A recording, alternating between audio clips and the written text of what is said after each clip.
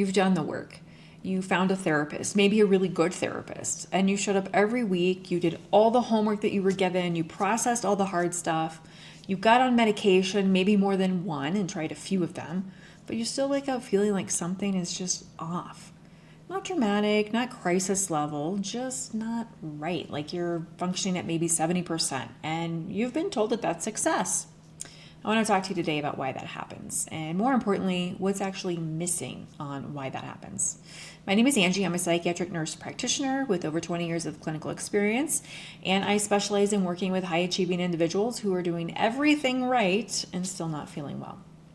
The individuals I work with, they're not people who gave up on treatment, quite the contrary. They're people that sought out treatment, vetted referrals, talked to friends, did all the Google search reviews, found good quality providers, and actually completed treatment, but they found that it just wasn't enough. That distinction matters because if you're in that group, the problem is that you may have only been given half the map, like part of the resource available to complete the task at hand, right? I remember one of the times that this really landed for me was early in my career. I was working with the traditional model, right? You diagnose, you medicate, refer to therapy, repeat, right? And I had a patient who was doing everything right, compliant with medications, consistent in therapy, very motivated. By every clinical measure, they should have been improving, right? They should have been doing well because that's what the science tells us. But every month they would come in and say the same thing. I don't know why I still feel like this. Like nothing was changing. I didn't have a good answer for them at that time, but that moment stayed with me, and that's a big part of why I started really digging deep, looking beyond standard toolkit of medication and therapy, and getting really into nervous system and trauma and healing, into somatic work, polyvagal theory, into what the body is actually holding on to, why the needle isn't moving, why you aren't doing well. I just needed a better answer, and I don't like to, not give a good answer. But here's what traditional treatment does really well.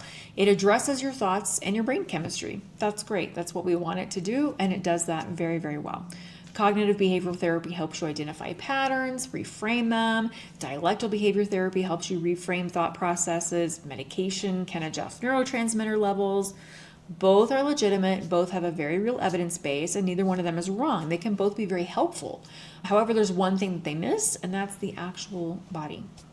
So trauma, and I'm not talking about just major events that happen, but all the accumulation of day-to-day activities and tasks, the performing, the people-pleasing, the over-functioning, never fully exhaling or relaxing, that continues to live in the nervous system, also lives in our tissues. It shows up as tension you can't explain, exhaustion that sleep just does not fix or help at all, and a baseline level of vigilance where you're always on edge that never fully turns off. You're always thinking ahead, scanning.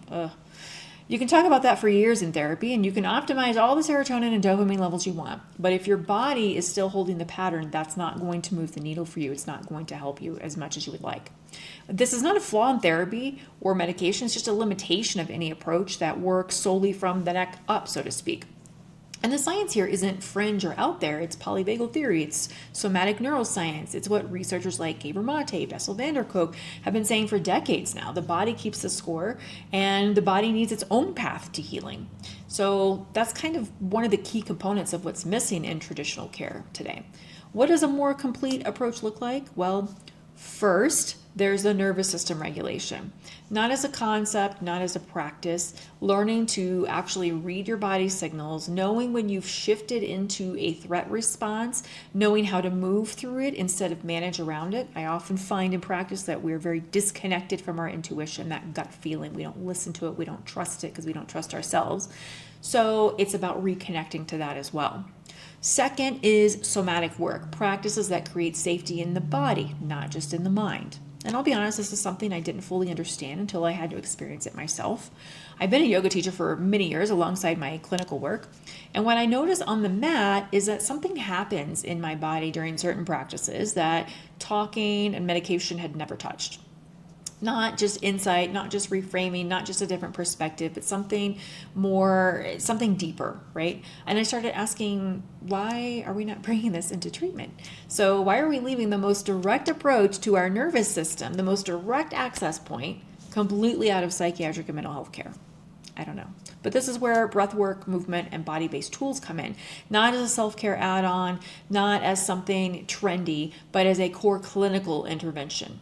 Third thing that I notice is pattern recognition at a deep level. Most of us in high-achieving, high-performing lives have developed what I call protective patterns. There's 5 that I see most commonly in practice over the past 20 years, but they help us survive and succeed.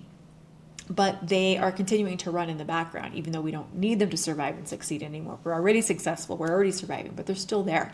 And that's part of what keeps us stuck. And these aren't personality flaws, it's just the nervous system's best guess at keeping you safe, because uncertainty equals anxiety, and we don't like the unknown. So if we can predict it, then we feel safe. Therapy can help name these patterns, but that's not the same thing as transmuting them. And that requires working at a level where they live, which is physiological, relational, and often spiritual and energetic at times as well. The fourth thing is, for some people, there's a pharmacological gap that integrative medicine can address, whether that's hormonal fluctuation factors, inflammatory markers, high cortisol increases our inflammation, in nutritional deficiencies, or even emerging modalities like ketamine. If you show up and you've been labeled treatment resistant, it doesn't mean that you're broken or that you're just too far gone. Therapy and medication are just part of the picture. They're not the complete picture. They are tools in the toolbox. We have a whole toolbox full of tools to use. And fifth, I would say, is understanding the science of trauma. For me, it was very helpful to understand the science behind what was happening and why. I want to offer you a reframe that I often use in practice. Feeling like therapy and medication weren't enough for you doesn't mean that you aren't trying hard enough. It means that you're given tools designed for only part of the problem. The fact that you're still searching, still asking questions, still looking at videos like this one, that's not failure. That's your nervous system, your gut instinct part of it, your intuition, that inner something, that inner voice that is telling you there's more available to you than what you've been offered. So you're not treatment resistant, you may just be undertreated, meaning specifically in the places where your body, your patterns, your deeper identity are concerned. Maybe we're just not addressing all the parts if we're only addressing a couple of the parts, right? I worked with an individual a few years ago, very successful, held together in every visible way, high performing, high achieving, just over the top. Came to me after 7 years of therapy and multiple medication trials that had not moved the needle for this person at all. And they said something that has stuck with me that I haven't forgotten that says, I'm starting to think this is just the way I am. That is really sad to me, and I want to be really clear. That's one of the most painful conclusions that you can come to as a person, right? And it's wrong. It's not who you are. It's a pattern that your nervous system had locked into because no one was working with this person at deeper levels, addressing those other factors that we discussed too. They described themselves after working for a few months with this integrated technique that they were actually living and feeling things in their body and enjoying life, not just managing. So that's what's possible, not managing, living, actually living. And if this resonates with you, I invite you to have a deeper conversation about what a complete integrative approach to mental health actually looks like.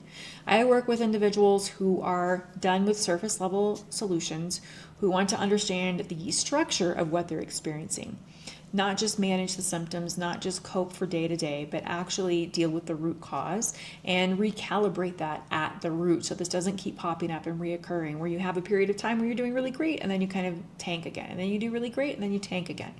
So if you're curious what that looks like, I have a free resource for you. It's a video called Breathe, Feel, Heal. It's a 3-part video series, and it's a place to start experiencing what body-based work actually feels like rather than just hearing about it. I'll put the link down in the description below. And if you're ready to go deeper, I also have a live skills group called the Calm Collective. It's a small cohort of women doing exactly this kind of integrated work together. And I'll put the details for that below as well. So what has traditional treatment missed for you? I'm sure you're thinking, I've tried X, Y, and Z. I've done all of the things on paper that I've been told to do, and it's just not helping, just not working. But what do you feel like is missing for you? I'm sure that there's something driving you to look for more answers. If this was useful, please share it with someone who has tried and is still searching. They deserve to know there's more available. And take care of yourself, and I will see you next time.